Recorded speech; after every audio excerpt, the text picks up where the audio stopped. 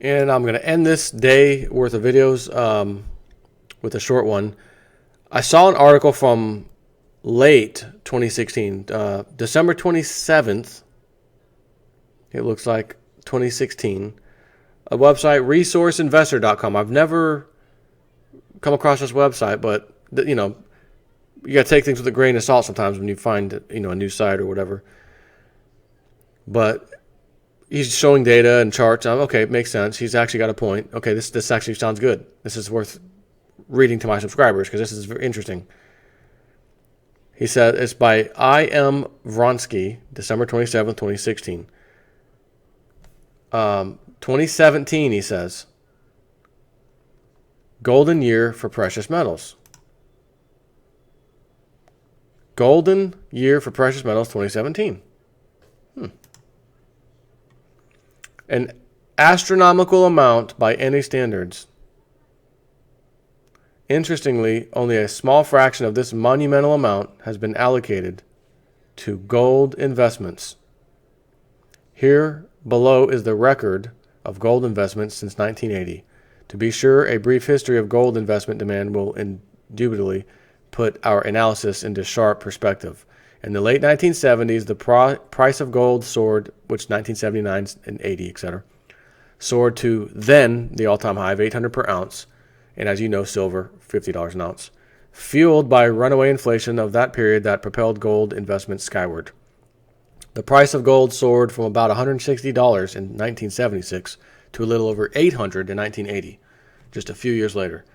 It is imperative to note, here is the key, that in 1980, gold investments as a percentage of total global financial assets, so people investing in gold globally, had reached 5% of the people globally. Investments, 5% has jumped into gold at that time. However, gold investment demand then began to wane for many of the following years, as we know, until 2000. The price was $250, whatever the hell it was, and started going up. In that year, 2000, gold investments as a percentage of the same thing, global financial assets, had bottomed. Remember, it was 5% in 1980 or whatever? 0.19%. 0.2%, okay?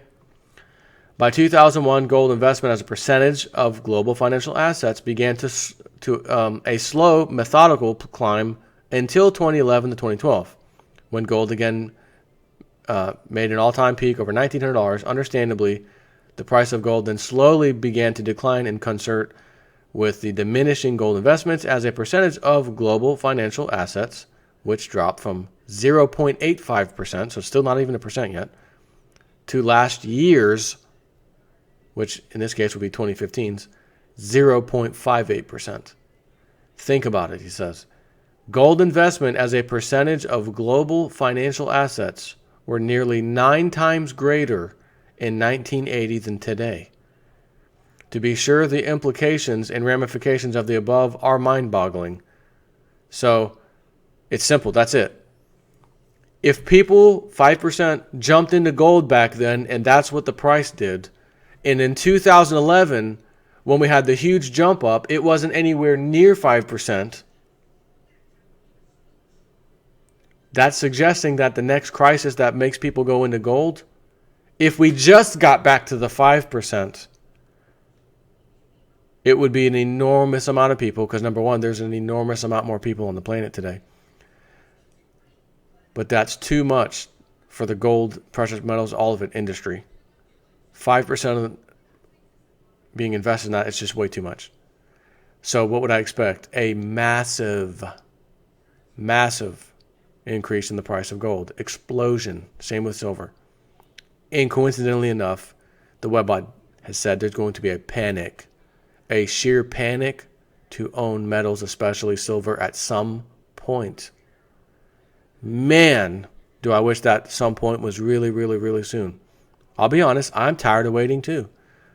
But I keep thinking, man, every month or so that I get to wait, especially at these bargain prices of sub $20 silver, it gives everybody in the world, including you, me, everybody, more time to buy more physical metal.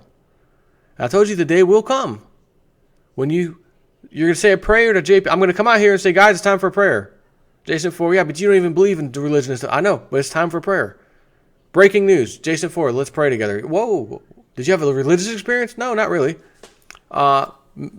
Silver just jumped up $200 today, and I'd like to say a prayer of thankfulness, whatever. A little prayer to JP Morgan, Jamie Dimon, for keeping the metals prices down for so long so I could buy it. Take care.